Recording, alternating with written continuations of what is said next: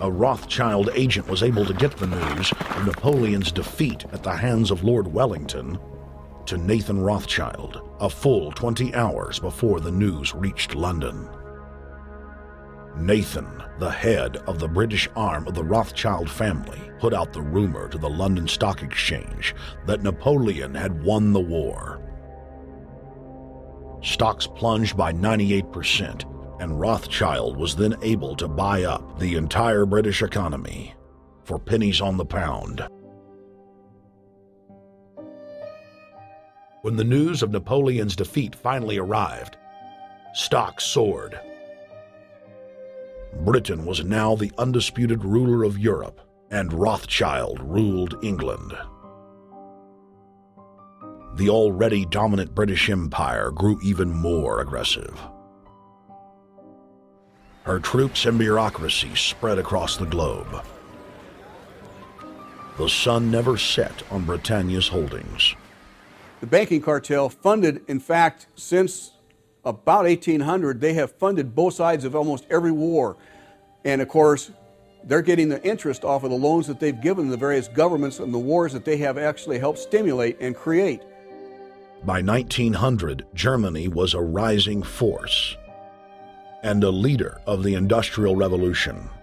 World War I, for instance, there was absolutely no reason to have World War I, except that it was an ideal opportunity for the banking cartel to make a pile of money by funding both sides of that particular war. On June 28, 1914, the heir to the Austrian-Hungarian throne, Archduke Franz Ferdinand, was assassinated while traveling in a motorcade.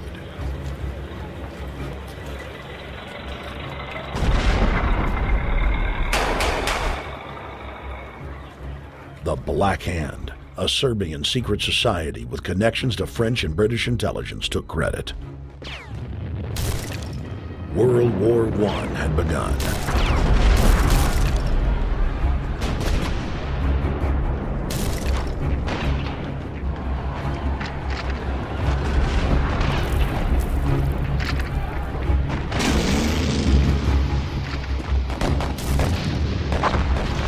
Armaments companies financed by Rothschild-controlled banks in Germany, France, England, and Austria bankrolled all the factions.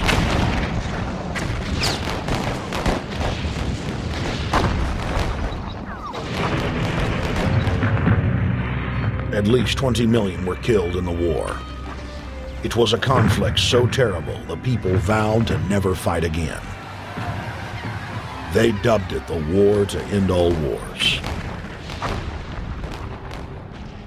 Question is, why did they want war? Well, first of all, is money and power. But secondly, they wanted to create the League of Nations. They had this in their plans all along, and as a consequence, once the war was over or about to be over, they began to formulate this idea of a League of Nations, so this would never ever happen again. Hundreds of years of practice made the British experts at hiding their empire behind puppet governments and councils. In the name of stopping all future conflicts, they proposed that countries would join a League of Nations. Their true intention was for the League to serve as a framework for world government. President Woodrow Wilson, who had spearheaded the establishment of the private Federal Reserve System in the United States in 1913, strongly supported the establishment of the League of Nations. Woodrow Wilson was a very naive president. He was basically a college professor that was grafted into this whole system. The League convened in Paris in 1919, but many nations recognized it as a threat to their sovereignty and refused to join. Frustrated by the U.S. Congress blocking the League of Nations, British intelligence, with the help of the Rockefeller family, set up the Council on Foreign Relations in New York City in 1921. The Council recruited the best and brightest of American life to support the growth of the Anglo-American Empire. The CFR's stated mission is to abolish all nation-states in favor of an all-powerful world government administered by a tiny elite. By 1930, the promoters of world government had split into two interlocking camps: the Fabian socialists centered in London, and the fascist based in Italy and Germany. National Socialism will use its own revolution for establishing a new world order. Adolf Hitler. Supporters of the fascists in the United States and England believed that the military should be used to quickly transform the world into a new world order, while the more sophisticated practitioners of globalism stated that incrementalism was the sure path to world domination. Congressional Medal of Honor winner Major General Smedley Butler went public in 1934, exposing an attempt by the robber barons to launch a military overthrow of the United States. The war hero testified to the McCormick-Dickstein Committee in Congress that some of the most powerful men in America had tried to recruit him to lead a military coup so they could set up National Socialism in the United States.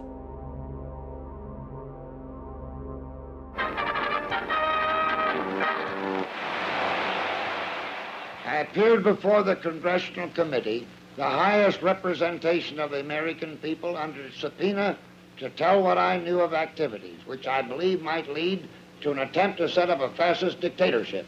I was supposed to lead an organization of 500,000 men, which would be able to take over the functions of government. The fascists had also made deep inroads in England. Edward VIII, King of England, was forced to abdicate the throne because of his public support for Hitler. Es sich dabei nicht nur das negative Problem der Bekämpfung dieser Lehre und ihrer Organisation handelt, sondern die Durchführung der positiven Aufgabe der Gewinnung des deutschen Arbeiters für den nationalen Staat.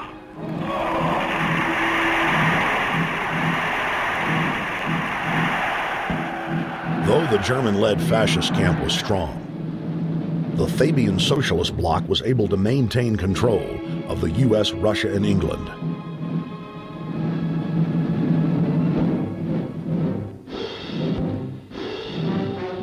In the build-up to World War II, and during the conflict, the bankers again financed both sides, just as they had done with Napoleon.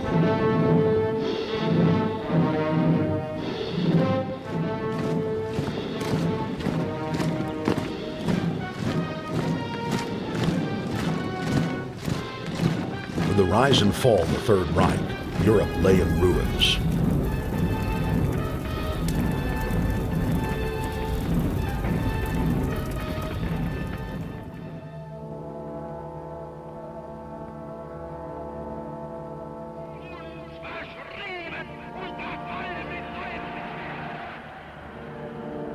Once again, the elite claimed that only global governance could save humanity from certain destruction.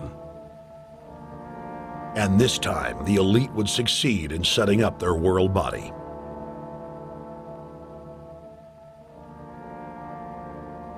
In April of 1945, at the Presidio Naval Base in San Francisco, the United Nations was founded by the victors of World War II. The United Nations complex was then built in New York City on land donated by John D. Rockefeller. Shortly after the elite established the United Nations as their base in the United States, the newly formed World Council quickly began work on the next phase in their plan, the incremental formation of continental superstates. The first step in their trilateral plan was the creation of the European Union. Unifying Europe had been tried many times and was extremely unpopular. Where Napoleon and Hitler had failed to accomplish their goals using force, the globalists would succeed using stealth. The British spearheaded the formation of the Council of Europe on May 5, 1949. The Treaty of London claimed to only establish trade ties between European nations, like NAFTA or GATT in North America.